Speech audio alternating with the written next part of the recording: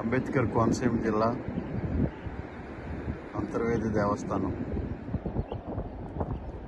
ఇది బంగాళాఖాతం. ఎప్పుడు కూడా నిత్యము భక్తులతో మరి స్నానాలు చేసే ఈ యొక్క స్నానాల రేవు.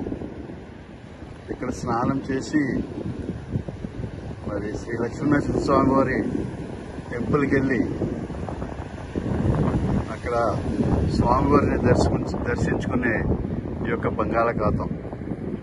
ఇక్కడ స్నానం చేస్తే ఎన్నో పుణ్యాలు, ఎన్నో లాభాలు ఉంటూ ఉంటాయని భక్తులు అనేక మంది చెప్పారు. మరి ఇది పరిస్థితి ఇది సముద్రంలో లేదు, గోదావరి కంటే దారుణం. చూడండి ఫ్రెండ్స్,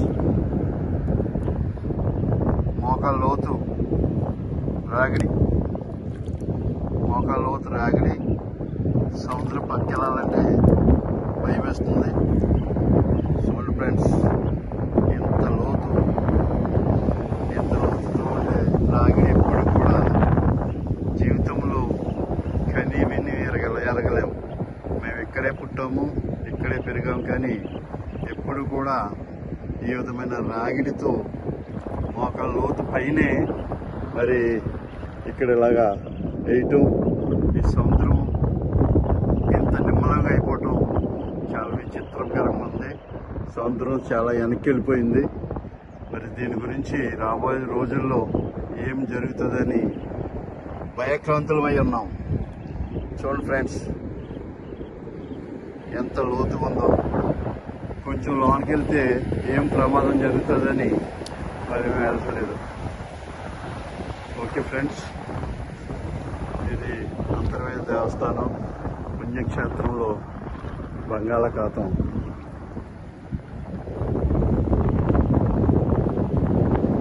ఒక వాపు కూడా లేదు. ఎప్పుడు కూడా ముసముసలాడి ఈ యొక్క బంగాళాఖాతం ఎప్పుడు కేటం వచ్చి ఊరు ముంచెత్తదని భయపడి ఈ బంగాళాఖాతం మరి ఈరోజు ఎంత నిమ్మలం అయిపోయింది. చూడండి ఫ్రెండ్స్, ఒక పక్కన చూస్తే మరి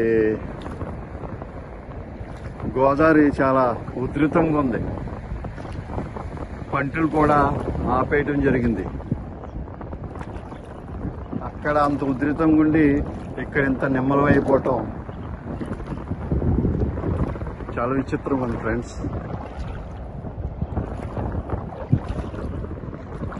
థ్యాంక్ యూ.